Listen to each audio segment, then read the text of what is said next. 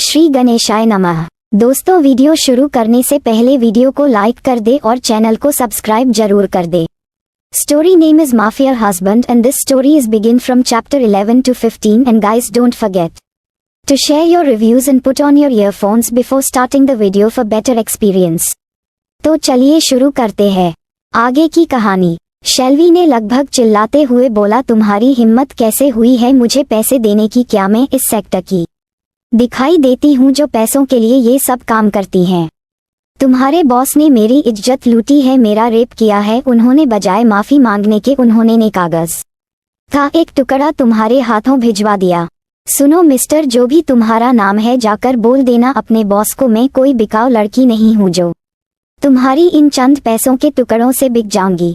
अगर इन पैसों के वजह तुम्हारे बॉस खुद आकर मुझसे माफी मांग लेते तो मुझे कम से कम थोड़ा सा तो सुकून महसूस होता, लेकिन तुम्हारे घमंडी बॉस ने खुदा आने के बजाय ये पैसा भेज दिया। कह देना अपने उस बॉस को मुझे तुम्हारे ये भीख के दिए हुए पैसों की जरूरत नहीं है। अगर वह सच में मेरे लिए कुछ करना चाहते हैं तो यहाँ आकर मुझसे माफी मांगे अपनी शर्मनाक काम के लिए। इतना कहकर शेल्वी ने गुस्से में आकर दरवाजा उसके मुंह पर बंद कर दिया। केविन उसकी बात सुनकर चौंक जाता है, मन ही मन सोचता है सर और माफी कभी नहीं, ये तो आठवां अजूबा ही हो जाएगा। अगर सर माफी मांग लेंगे तो ये सोचते हुए वो वहां से निकल जाता है। दूसरी ओर क्रिस्टोफर के केबिन में शेर क्रिस्टोफर का पर्सनल बॉडीगार्ड हाथ बांधे खड़ा हुआ था। क्रिस्टोफर लैपटॉप बड़े ध्यान से टाइपिंग कर रहा था। जब उसका काम खत्म हुआ तो उसने अपना सिर उठाकर शेरा की तरफ देखा। उसके इस तरह से देखने मात्र से शेरा समझ गया कि उसे बॉस ने आगे बोलने का इशारा किया है। शेरा ने बोलना शुरू किया, सर ये काम रियल मैड्रिड के खिलाड़ी डेविड का है। उसने एक वेटर को पैसे देकर खरीद लिया और उसमें ड्रग्स मिला दिया और मौका देखकर आपको दे दिया। उसका प्लान एक लड़की को आपके पास भेजकर फेक एविडेंस क्रिएट करके आपको ब्लैकमेल करने का था, पर वह अपना प्लान एग्जीक्यूट करते उससे पहले ही आप अपने होटल रूम में चले गए थे। इतना बोलकर शेरा चुप हो गया। कुछ देर बाद क्रिस्टोफर अपने फोन को हाथ में लेता है और एक नंबर को डायल करता है। कुछ देर में उस तरफ से फोन कॉल पिक हो जाता है और एक आवाज आती है, हेलो। इधर से क्रिस्टोफर, कैसे हो डेविड? तुम तो मुझे भूल ही गए, मैंने सोचा मैं ही तुम्हें याद कर लूं। ये सुनकर डेविड एक पल के लिए तो हैरान रह जाता है और फिर कहता है, नहीं, मैं अपने दुश्मनों को कभी नहीं भूलता। ये सुनने के बाद क्रिस्टोफर कुछ देर चुप रहता है और फिर एक क्रिस्टोफर क्रीपी स्माइल करता है और अपने डार्क ऑरा के साथ कहता है, डेविड तुमने ये ठीक नहीं किया। अब जब तुमने ये कर ही दिया है तो उसके अंजाम के लिए भी अब तुम्हें तैयार रहना होगा। शुरू तुमने किया था पर अंत में करूंगा। ये कहते हुए उसके चेहरे पर बहुत ही खतरनाक भाव आ जाते हैं और यह कहकर क्रिस्टोफर फोन कॉल को काट कर देता है। शेरा जो वहीं खड़ा था क्रिस्टोफर के बदलते भावों को देखकर वह भी अंदर तक डर जाता है, लेकिन वह अपने डर को अपने चेहरे पर नहीं आने देता, वही किसी मूर्ति की तरह खड़ा रहता है। कुछ देर बाद क्रिस्टोफर उसे कुछ इंस्ट्रक्शन देकर उसे जाने का इशारा करता है। शेरा क्रिस्टोफर के इंस्ट्रक्शन को फॉलो करते हुए वहां से चला जाता है। इसके बाद क्रिस्टोफर फिर से अपना मोबाइल अपने हाथों में लेता है और एक नंबर को डायल कर देता है। दूसरी तरफ से 2 ही रिंग के बाद फोन कॉल पिक हो जाता है। उधर से एक आदमी की आवाज आती है, हेलो बॉस। क्रिस्टोफर, एडम, मैं तुम्हें एक काम सौंप रहा हूँ और यह काम अगले 2 घंटे में पूरा हो जाना चाहिए। इसके बाद क्रिस्टोफर उसे कुछ समझाता है और फोन कॉल कट कर देता है। एडम क्रिस्टोफर के डार्क वर्ल्ड का बहुत ही खास आदमी है जो उसके एक इशारे पर कुछ भी करने के लिए तैयार हो जाता था। एक मजबूत मगर भारी कद का दिखा इंसान था जिसके चेहरे पर एक कट लगा हुआ था जो उसे और भी खतरनाक बना रहा था। जब क्रिस्टोफर ने डार्क वर्ल्ड में कदम रखा था तब एडम ही वह पहला इंसान था जो उसे मिला था। जिस वक्त एडम क्रिस्टोफर को मिला था वह बहुत ही दयनीय स्थिति में था, जैसे उसने काफी दिनों से खाना ना खाया हो। बहुत ही दुबला पतला कमजोर शरीर का इंसान का। तब उसे क्रिस्टोफर ने सहारा दिया था और उसे अपनी टीम में शामिल कर लिया था। तब से लेकर आज तक एडम उसके साथ है और उसके हर एक काम को पूरी ईमानदारी और वफादारी के साथ करता है। क्रिस्टोफर अपनी रोलिंग कुर्सी पर बैठे हुए अपने मन में सोचता है, शुरुआत हो चुकी है डेविड, अब मैं देखता हूँ तुम कैसे बचाते हो अपने आप को मेरे वार से। ये कहकर वह सरकास्टिकली हंसने लगता है। तभी दोबारा उसके केबिन का दरवाजा नॉक होता है। क्रिस्टोफर कम इन कहता है। केविन दरवाजा खोलकर अंदर आता है। जब वह क्रिस्टोफर के भावुकों को देखता है तो वह भी थोड़ी देर के लिए डर जाता है, पर वह अपने डर को कंट्रोल करते हुए क्रिस्टोफर को ग्रिट करता है और उसके परमिशन का इंतजार करने लगता है। क्रिस्टोफर कुछ देर यूं ही अपने चेहरे पर गंभीर भाव लिए एक टक सीलिंग को घूरता रहता है, फिर थोड़ी देर में अपने डार्क एक्सप्रेशन के साथ उसे आगे बोलने का इशारा करता है। केविन डरते डरते जो भी शेल्वी ने कहा था वह बताने लगता है। केविन की बातों को सुनकर क्रिस्टोफर के भाव बिल्कुल इमोशनलेस हो जाते हैं। वह धीरे से उठकर खड़ा होता है और ग्लास विंडो के पास जाकर खड़ा हो जाता है और फिर अपनी क्रीपी स्माइल के साथ कहता है, स्ट्रेंज, तुम्हारे साथ खेलने में मजा आएगा। कुछ देर ऐसे ही सोचते रहने के बाद क्रिस्टोफर अपने गंभीर मगर इमोशनलेस चेहरे के साथ बस इतना कहता है, ठीक है। फिर उसे इंस्ट्रक्शन देते हुए कहता है कि उसके पीछे कुछ आदमी लगा दो और 24 घंटे उस पर नजर रखो। मुझे उसकी पल पल की डिटेल्स चाहिए और उसे जाने का इशारा करता है। शेल्वी की बातों ने कहीं ना कहीं क्रिस्टोफर को अट्रैक्ट किया था, हालांकि वह इस बात को एक्सेप्ट नहीं करता कि जहां सभी औरतें उसके पीछे केवल पैसों के लिए पड़ी रहती हैं, वही शेल्वी ने उसके पैसों को ठुकरा दिया था। ये बात उसे शेल्वी के बारे में कहीं ना कहीं सोचने पर मजबूर कर रही थी। वहीं दूसरी तरफ शेल्वी के अपार्टमेंट में केविन के जाने के बाद शेल्वी जमीन में बैठकर फूट फूट कर रोने लगती है। उसका जख्म एक बार फिर से केविन की बात सुनकर हरा हो चुका था। पहले तो उसके साथ जबरदस्ती की और बाद में उसे पैसे देकर खरीदा जा रहा था। क्या वह कोई सामान है जिसे वह घमंडी इंसान अपने पैसों के बल में खरीद सकता है? इस बारे में जितना शेल्वी सोचती जा रही थी उतना ही उसे रोना आ रहा था और क्रिस्टोफर पर बेहिसाब गुस्सा आ रहा था। कैसे इस आदमी ने किसी लड़की की जिंदगी बर्बाद करने के बाद अपने सेक्रेटरी के हाथों पैसे भिजवाता है और किसी लड़की के इज्जत को खरीदने की कोशिश करता है। इस इंसान ने खुद आकर माफी मांगने के बजाय अपने सेक्रेटरी के हाथों कंपनसेशन भिजवा रहा है। शेल्वी को क्रिस्टोफर के ऊपर बहुत गुस्सा आ रहा था और उसे उससे उतनी ही ज्यादा नफरत होती जा रही थी। वह जमीन पर बैठी बेतहाशा रोए जा रही थी और अपनी किस्मत को कोस रही थी। 2 घंटे बाद क्रिस्टोफर के केबिन में उसका फोन रिंग होता है। दूसरी तरफ से शेरा की आवाज आती है, सर, काम हो चुका है। हमने उसके सभी इनलीगल कामों को मीडिया में पब्लिश कर दिया है। उसने आज तक जो भी मैच जीतने के लिए जो भी इनलीगल काम किए हैं और मैच फिक्सिंग की है, वो सभी सबूत मीडिया के पास पहुंच चुकी है। कुछ ही देर में उसे पूरे फुटबॉल टूर्नामेंट से बैन कर दिया जाएगा, जिसके बाद वह चाहकर भी किसी टीम से नहीं खेल पाएगा और उसका पूरा करियर खत्म हो जाएगा। जिसे सुनने के बाद क्रिस्टोफर के चेहरे पर क्रीपी स्माइल आ गई। उसने क्रिस्टोफर ने जवाब में ओके बोला और फोन को कट कर देने के बाद क्रिस्टोफर एक सनक भरी आवाज में कहता है, मैंने कहा था ना डेविड, शुरुआत तुमने की थी और अंत मैं करूंगा और तुम्हारा अंत अब नजदीक आ चुका है। ये कहते वक्त उसका चेहरा बिल्कुल एक्सप्रेशनलेस था। 2 महीने बाद शेल्वी के अपार्टमेंट में शेल्वी सुबह सुबह तैयार होकर अपने और अपनी छोटी बहन मिष्टी के लिए ब्रेकफास्ट बना रही थी। साथ ही अपनी छोटी बहन कनक को उठाने की कोशिश कर रही थी, पर कनक बार बार उसकी बातों को इग्नोर करके दूसरी तरफ मुंह करके सो जाती है। तभी शेल्वी फिर से उसे बुलाती है और कहती है, कनक उठ जाओ, तुम्हें स्कूल के लिए देर हो जाएगी, जल्दी उठो और फ्रेश होकर आओ।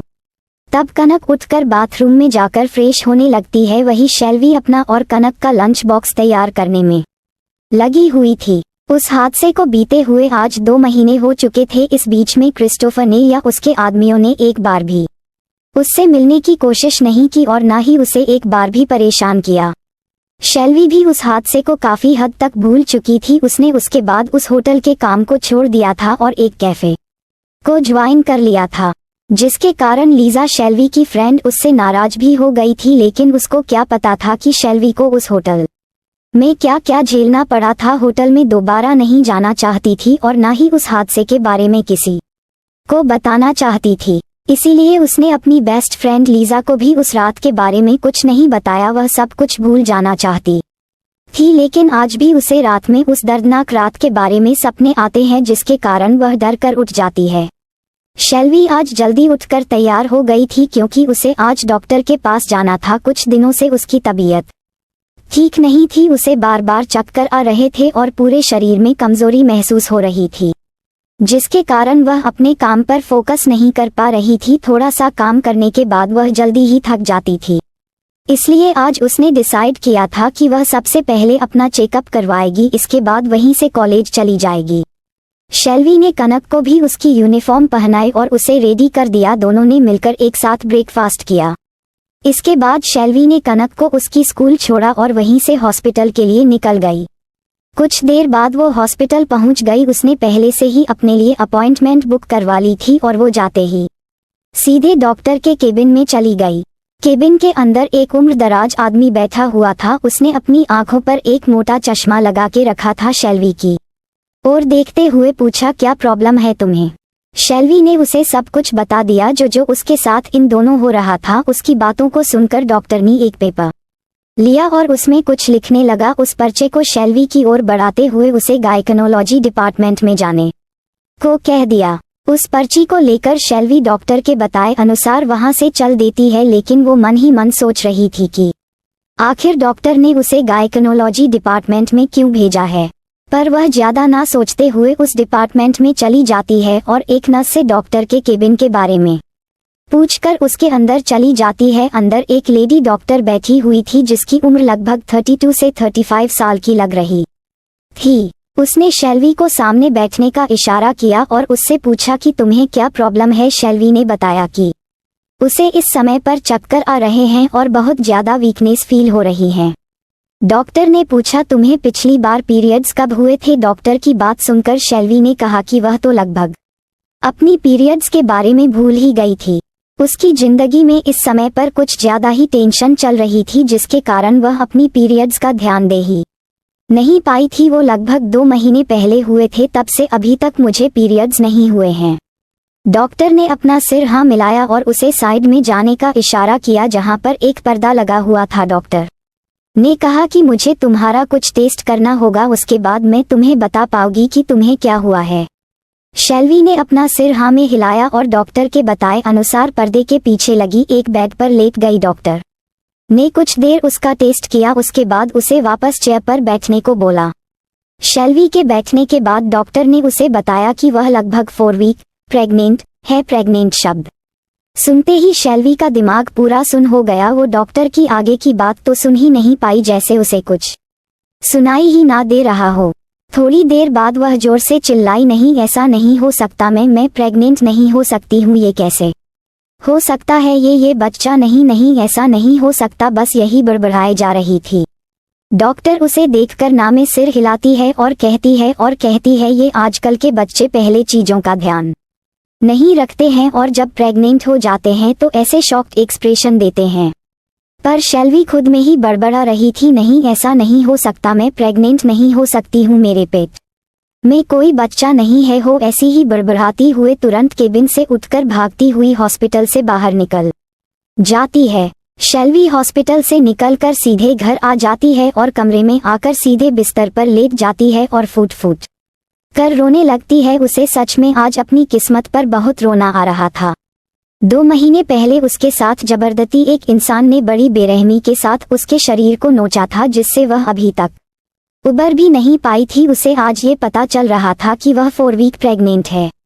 शेल्वी इस न्यूज़ को एक्सेप्ट करने के लिए तैयार ही नहीं थी। यह बच्चा उसके साथ हुए जबरदस्ती की निशानी है। भला वो कैसे इस बच्चे को रख सकती है? नहीं, वह इस बच्चे को नहीं रखेगी, वो बच्चे को मार देगी। मन ही मन इस बात को डिसाइड करते हुए शेल्वी इस बच्चे को न रखने का फैसला करती, लेकिन अगले पल ही उसके मन में यह विचार आता है कि यह बच्चा तो उसका है, भला क्यों वह अपने ही बच्चे को मार दे। हाँ, ये बच्चा उसका है और वो इस बच्चे को कैसे मर सकती है। मैं इस बच्चे को जन्म दूंगी, इस बच्चे को अकेले बड़ा करूंगी, इस बच्चे पर केवल और केवल उसका हक है। ये बच्चा सिर्फ और सिर्फ मेरा है। ये सोचते हुए शेल्वी का हाथ खुद ब खुद अपने पेट पर चला जाता है और वह कहती है कि हाँ, इस बच्चे पर और किसी का कोई हक नहीं होगा, वह सिर्फ मेरा है। वहीं दूसरी तरफ क्रिस्टोफर के विला में क्रिस्टोफर अभी अभी अपनी फुटबॉल प्रैक्टिस करके आया था। वह पूरी तरीके से पसीने में भीगा हुआ था। इस वक्त उसने एक टाइट शर्ट पहने रखी थी, जिससे उसकी ब्रॉड चेस्ट और 8 पैक एब्स साफ दिखाई दे रहे थे। वो शावर लेने जाने ही वाला था कि केविन उसके पास आ जाता है और उसे सिर झुकाकर ग्रिट करता है। क्रिस्टोफर उसे थोड़ी देर के लिए देखता है, फिर उसे बोलने का इशारा करता है। सर, आपने जैसा कहा था हमने मिस शेल्वी पर इन 2 महीनों में पूरी नज़र बनाए रखी थी। इन 2 महीनों में वो सिर्फ अपने कॉलेज और पार्ट टाइम जॉब पर ही जाती रही हैं। लेकिन आज सुबह वो हॉस्पिटल गई थी। इतना बोलकर केविन चुप हो गया, जिससे क्रिस्टोफर थोड़ी इरिटेशन के साथ बोला, जल्दी आगे बोल, मेरे पास इतना टाइम नहीं है कि मैं सारा दिन खड़ा होकर तुम्हारी बातें सुनूं। जिसके जवाब में केविन कुछ ना बोलते हुए उसकी तरफ एक फाइल को बढ़ा देता है। क्रिस्टोफर अपनी आईब्रो को उठाते हुए उस फाइल को घूरता है और फिर उसे लेकर पढ़ने लगता है। जैसे जैसे वो फाइल को पढ़ते जा रहा था, एक्सप्रेशन बिल्कुल बदलते जा रहे थे। उसका भावहीना चेहरा बिल्कुल पत्थर की तरह कठोर होता जा रहा था। दरअसल क्रिस्टोफर जो फाइल पढ़ रहा था वह शेल्वी की प्रेगनेंसी रिपोर्ट थी। क्रिस्टोफर के आदमी हर वक्त शेल्वी पर नजर रखते थे। आज सुबह जब शेल्वी हॉस्पिटल गई तो क्रिस्टोफर के आदमी भी उसके पीछे गए हुए थे। शेल्वी के निकालने के बाद उन्होंने केविन को फोन लगाया और उसके बारे में जानकारी दी। जब केविन को पता चला तो तुरंत हॉस्पिटल आया और वो सीधे उसी डॉक्टर के केबिन में गया जहां कुछ देर पहले शेल्वी गई हुई थी। केविन ने अपने पावर के दम पर सारी इंफॉर्मेशन इकट्ठा कर ली और उसे क्रिस्टोफर के पास ले आया। क्रिस्टोफर रिपोर्ट पढ़ने के बाद उसे शेल्वी के घर के आसपास और आदमियों को तैनात करने के लिए कहता है और उस पर कड़ी नजर रखने के लिए कहकर अपने रूम की तरह आगे बढ़ जाता है। कुछ देर बाद क्रिस्टोफर अपनी 3 पीस सूट में तैयार होकर बाहर आता है।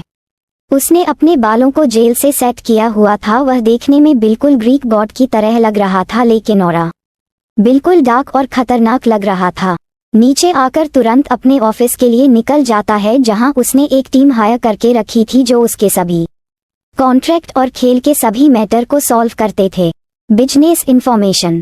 क्रिस्टोफर परफ्यूम का बिजनेस भी करता था, जिसका ब्रांड एम्बेसडर एवं ओनर वह दोनों ही खुद था। वह ऑफिस कभी कभार ही जाता था, कुछ लीगल सेटलमेंट करने के लिए या फिर कोई इम्पोर्टेंट डील हो जहां उसका रहना जरूरी हो। तब क्रिस्टोफर का ज्यादातर बिजनेस उसका असिस्टेंट मैनेजर जॉन देखता था। जॉन शार्प माइंडेड इंसान था, उसे बिजनेस की अच्छी खासी नॉलेज थी। वो क्रिस्टोफर कजन ब्रदर था, क्रिस्टोफर के बुआ का लड़का।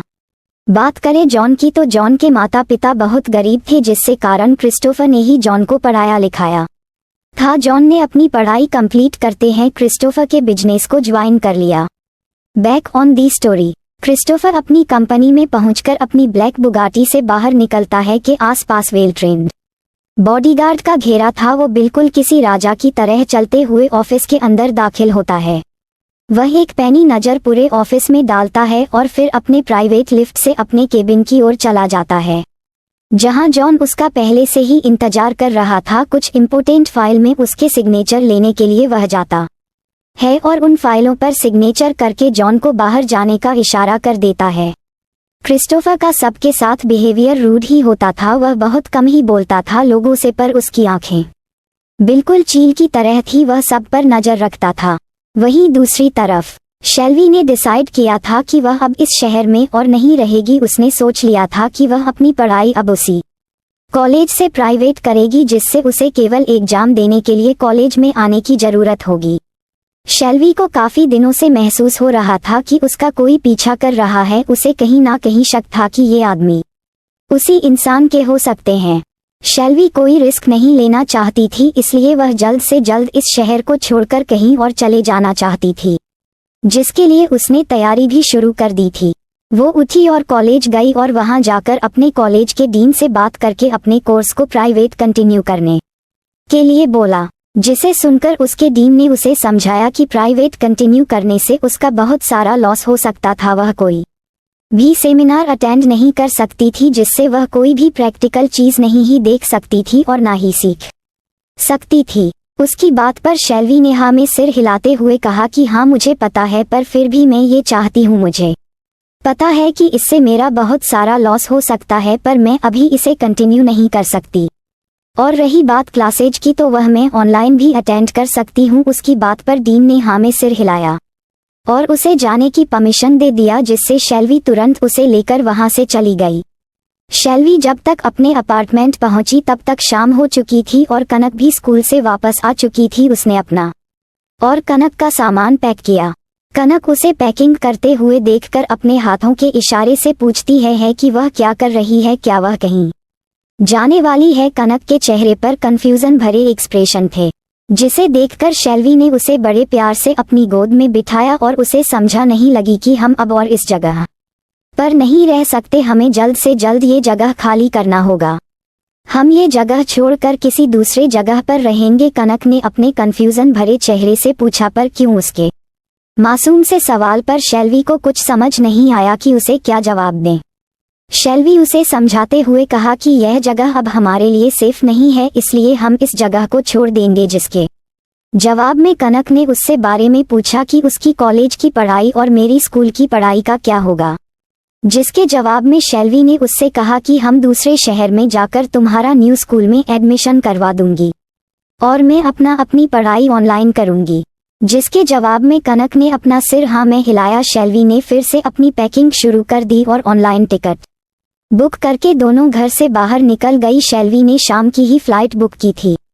वहीं दूसरी तरफ शेल्वी अपार्टमेंट से अपना सामान लेकर निकलती है तो क्रिस्टोफर के आदमी तुरंत केविन को फोन लगाकर उसके सामान के साथ जाने के बारे में बता देते हैं। केविन तुरंत इसकी इंफॉर्मेशन क्रिस्टोफर को देता है। क्रिस्टोफर जो अभी अपनी शाम की फुटबॉल प्रैक्टिस में बिजी था, जैसे उसे पता चला कि शेल्वी अपना अपार्टमेंट छोड़कर जा रही है, उसका गुस्सा 7वें आसमान पर पहुंच गया। उसने गुस्से से अपनी मुट्ठी कस ली, जिससे कि नसें उभर कर दिखने लगी। वह गुस्से से तमतमाते हुए केविन को ऑर्डर दिया, वो लड़की जहां कहीं भी हो उसे तुरंत मेरे सामने लेकर आओ। क्रिस्टोफर का ऑर्डर मिलते ही केविन तुरंत अपने आदमियों के साथ एयरपोर्ट के लिए निकल जाता है। वह लगभग 10 मिनट में ही एयरपोर्ट पहुंच जाता है और शेल्वी को अपने आदमियों के साथ भी लेता है। शेल्वी अचानक से अपने आसपास इतने सारे आदमियों को देखकर घबरा जाती है। मैं अपनी बहन को अपने गले लगाकर अपनी घबराई हुई नजरों से उन लोगों को की तरफ देखती है। तब केविन उसकी तरफ देखते हुए बोलता है कि मैडम आप यहाँ से कहीं नहीं जा सकती, आपको अभी तुरंत हमारे बॉस के पास चलना होगा। जिसे सुनकर शेल्वी तुरंत गुस्से से बोलती है, तुम तो वही हो ना जो उस दिन मेरे पास पैसों का ऑफर लेकर आया था। शेल्वी गुस्से से, तुम्हारी हिम्मत कैसे हुई है मेरे सामने वापस दोबारा आने की? जिसे सुनकर केविन ने कहा, जी हाँ मैडम मैं वही हूँ और आपको हमारे बॉस ने बुलाया है, आपको हमारे साथ चलना होगा, प्लीज आप हमारे साथ कोऑपरेट कीजिए और यहाँ से चलिए। जिसे सुनकर शेल्वी ने उसके साथ जाने से इनकार कर दिया और कहा कि मैं तुम्हारे बॉस की कोई गुलाम नहीं हूँ, कि जब चाहे तब तुम्हारे बॉस मुझे बुला सकते हैं। अब मैं दौड़ी चली जाऊंगी।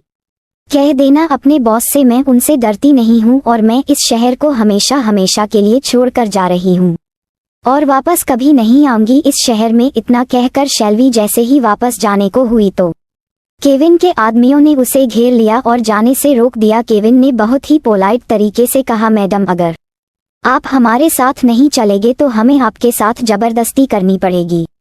मैडम हम नहीं चाहते कि हम आपकी बहन के सामने जबरदस्ती आपको उठाकर ले जाएं, सो प्लीज आप खुद ही हमारे साथ चलिए। केविन की इनडायरेक्ट धमकी सुनकर शेल्वी को गुस्सा तो बहुत आ रहा था, पर वह बहुत मजबूर थी क्योंकि अभी उसके पास उसकी छोटी बहन थी। किसी भी हाल में वह अपनी छोटी बहन को खतरे में नहीं डाल सकती थी, इसलिए उसने केविन के साथ जाने को हाँ कर दिया। पर उसकी एक शर्त है, शेल्वी ने कहा। केविन ने उसकी तरह कंफ्यूजन भारी नजरों से देखा तो शेल्वी ने कहा कि मैं अपनी बहन को सबसे पहले अपनी फ्रेंड के पास छोड़ना चाहती हूँ, मेरी बहन मेरे साथ नहीं जाएगी। इसके जवाब में केविन ने हाँ में अपना सिर हिलाया और उससे कहा कि हम आपकी बहन को सुरक्षित अपनी फ्रेंड के पास पहुंचा देंगे, पर आपको कहीं भी जाने की इजाजत नहीं है।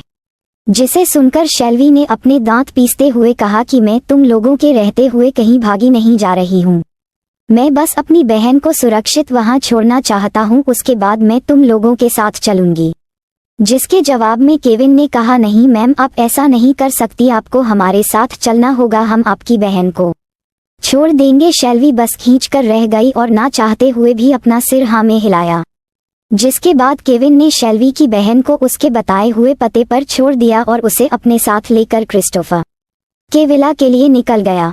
10 मिनट बाद शेल्वी एक शानदार विला के सामने खड़ी होती है। उसके आसपास चारों तरफ बॉडीगार्ड तैनात थे। वह विला इतना शानदार था कि शेल्वी सब कुछ भूलकर उस विला को देखने में बिजी हो गई।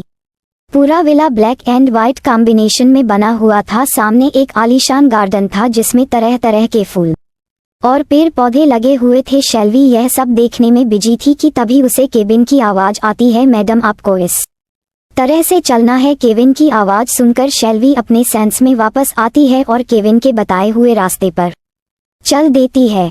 थोड़ी देर में वह एक लग्जरियस हॉल में खड़ी थी जो पूरी तरह से एंटीक एवं महंगी चीजों से भरा हुआ था। वहीं सोफे पर एक आदमी किसी राजा की तरह अपना एक पैर दूसरे पैर पर चढ़ाए हुए बैठा था और अपनी पैनी निगाहों से उसे ही लगातार घूर रहा था। शेल्वी जब उस इंसान को देखती है तो है बिल्कुल ही शॉक्ड रह जाती है, क्योंकि उसके सामने फुटबॉल का बेताज बादशाह दी क्रिस्टोफर बैठा हुआ था। वह बस अपनी हैरानी भरी नजरों से उसे देखे जा रही थी। तभी एक कर्कश मगर गहरी आवाज पूरे हॉल में गूंजती है, मिस शेल्वी ठाकुर, अगर आपका मुझे घूमना हो गया हो तो कुछ काम की बात कर लेते हैं। उसकी यह बात सुनकर शेल्वी तुरंत अपने सेंस में वापस आ जाती है और उसे कंफ्यूजन भरे एक्सप्रेशन से देखने लगती है। काम की बात? हमें कौन सी काम की बात करनी थी? क्रिस्टोफर शेल्वी की हैरानी को पूरी तरह से इग्नोर करता है और उसे सामने सोफे पर बैठने के लिए इशारा करता है। शेल्वी उसका इशारा पाकर सोफे पर जाकर बैठ जाती है। कुछ देर तक क्रिस्टोफर उसे यूं ही घूरता है, फिर बोलना चालू करता है, देखो मैं ज्यादा घुमा फिरा कर बातें नहीं करता हूँ। मैं तुम्हें साफ शब्दों में कह देना चाहता हूँ कि मुझे मेरा बच्चा चाहिए। उसके लिए तुम्हें जो भी कीमत चाहिए मैं तुम्हें देने के लिए तैयार हूँ। तुम कुछ भी मुझसे मांग सकती हो, प्रॉपर्टी, कैश या फिर विला, मैं सब कुछ तुम्हें देने के लिए तैयार हूँ, पर बदले में मुझे मेरा बच्चा चाहिए। शेल्वी को तो पहले कुछ समझ में नहीं आता, पर जैसे जैसे क्रिस्टोफर की आगे के शब्द सुनती है उसका पूरा चेहरा धीरे धीरे गुस्से से लाल हो जाता है। शेल्वी उसकी तरफ उंगली पॉइंट करते हुए कहती है, मेरे पास तुम्हारा कोई बच्चा नहीं है। मैं तुमसे आज तक कभी मिली भी नहीं हूं, तो तुम्हारा बच्चा मेरे पास होने का तो कोई सवाल ही नहीं उठता है। क्रिस्टोफर उसकी बात सुनकर सरकास्टिक स्माइल देता है और अपनी एक आई ब्राउजर उठाकर कहता है, लगता है तुम्हारी याददाश्त बहुत कमजोर है, पर कोई बात नहीं, मैं तुम्हें याद दिला देता हूँ। आज से 2 महीने पहले होटल पैराडाइस में तुमने एक रात मेरे साथ गुजारी थी, जिसकी निशानी तुम्हारे पेट में अभी पल रही है। क्रिस्टोफर की बात सुनकर शेल्वी पूरी तरीके से हैरान रह जाती है और अपने मन ही मन सोचती है, क्या सच में मैंने उस दिन एक रात फेमस फुटबॉलर के साथ गुजारी थी? दरअसल शेल्वी उस दिन क्रिस्टोफर का चेहरा बिना देखे ही उस कमरे से निकल गई थी। वह अपने दुख में इतनी ज्यादा गुम हो गई थी कि उसने उस आदमी को एक बार पलटकर देखने की जहमत भी नहीं उठाई। पर आज शेल्वी के पास शब्द ही नहीं थे ये जानकर कि उसके बच्चे का पिता द फेमस फुटबॉल क्रिस्टोफर है। वह अपने मन में सोच रही थी कि क्रिस्टोफर की फिर से एक गंभीर आवाज आती है, शायद तुम्हें अब सब कुछ याद आ चुका है, तो तुम अपना ऑफर बता सकती हो। मैं तुम्हें सब कुछ देने के लिए तैयार हूँ, कंपनसेशन के तौर पर। शेल्वी गुस्से में कहा, तुम सच में एक घमंडी इंसान हो जिसे अपने पैसे का सिर्फ शो ऑफ करना आता है। तुम्हें क्या लगता है तुम्हारे पास पैसा है तो क्या तुम सब कुछ खरीद सकते हो? नहीं मिस्टर, बिल्कुल भी नहीं। हर एक चीज बिकाऊ नहीं होती है और मेरे पास तुम्हारा कोई बच्चा नहीं है और ना ही मैं तुम्हें इसे दूंगी। यह बच्चा सिर्फ और सिर्फ मेरा है। तुम्हें शर्म आनी चाहिए। तुमने मेरे साथ जबरदस्ती की और फिर तुमने अपने असिस्टेंट को भेजकर मुझे पैसों से खरीदना चाहा। तुम जैसा निहायती बदतमीज और घटिया इंसान मैंने आज तक नहीं देखा, जिसने अपनी गलती पर माफी मांगने की बजाय अपने पैसों का घमंड दिखा रहा हो। शेल्वी यह सब गुस्से में बोल ही जा रही थी कि एक तेज आवाज पूरे हॉल में गूंज जाती है, जस्ट शट अप क्रिस्टोफर। एक तेज आवाज के साथ गुराया। उसकी आवाज इतनी खतरनाक थी कि शेल्वी अंदर तक कांप गई और वो एकदम से चुप हो गई। क्रिस्टोफर ने गुस्से भरे अंदाज में कहा, तुम्हारी जुबान कुछ ज्यादा ही तेज है। तुम ज्यादा ये शरीफ बनने का ढोंग मत करो। मुझे पता है औरतों की नीयत कैसी होती है। औरतें हमेशा पैसों के पीछे की बात की है और तुम भी उन्हीं औरतों में से एक हो, या शायद उनसे कहीं ज्यादा चालाक, जो अभी अपनी कीमत ना बताकर बाद में बच्चे का हवाला देकर पैसा अच्छी खासी रकम वसूलती है। शेल्वी ने गुस्से में भरकर उसे जवाब दिया, मैं तुम्हारे ऐसे पैसे को आंख उठाकर भी ना देखूं। इतना पैसा भी किसी काम का नहीं। जो इंसान को इंसान रहने ही ना दे उसे जानवर बना दे। मुझे नहीं चाहिए तुम्हारे पैसे। इतना कहकर शेल्वी अपनी जगह से उठती है और विला से बाहर निकलने लगती है। तभी क्रिस्टोफर का एक बॉडीगार्ड आकर उसके सामने खड़ा हो जाता है। शेल्वी गुस्से से पीछे पलटती है और क्रिस्टोफर से कहती है मुझे जाने दो। क्रिस्टोफर उसे पूरी तरह से इग्नोर कर देता है और अपने बॉडीगार्ड को उसे एक कमरे में ले जाने का इशारा करता है। जैसे ही वह बॉडीगार्ड शेल्वी की तरह बढ़ता है वो चीखने लगती है, पर उसकी आवाज़ों का किसी पर कोई असर नहीं होता और उसे एक कमरे में ले जाकर बंद कर दिया जाता है। क्रिस्टोफर अपने आदमियों को कुछ इंस्ट्रक्शन देता है और फिर विला से बाहर चला जाता है। क्रिस्टोफर सीधे फुटबॉल ग्राउंड में जाकर फुटबॉल की प्रैक्टिस करने लगता है, जहां जस्टिन उसे इतना जल्दी आया हुआ देखकर उसके पास आ जाता है और उससे पूछता है कि तुम इतना जल्दी क्यों आ गए आज। क्रिस्टोफर उसकी बातों का कोई जवाब नहीं देता और अपनी प्रैक्टिस करता रहता है। जस्टिन उसे कुछ देर देखता रहता है, फिर से वही सवाल दोहराता है, जिसके जवाब में क्रिस्टोफर उसे घूर कर देता है। फिर थोड़ी देर बाद उसे सब कुछ बता देता है जो आज सुबह से लेकर शाम तक हुआ था। क्रिस्टोफर की बात सुनकर जस्टिन तो मानो सदमे में ही चला गया था और उसके मुंह से एक ही शब्द निकला, क्या बच्चा? क्या सच में वह लड़की प्रेग्नेंट है और तू अब क्या करने वाला है? जिसके जवाब में क्रिस्टोफर कहता है मुझे बस मेरा बच्चा चाहिए, मुझे उस लड़की से कोई लेना देना नहीं है। उस लड़की को मैं अपने बच्चे के बदले मुंह मांगी कीमत दे दूंगा।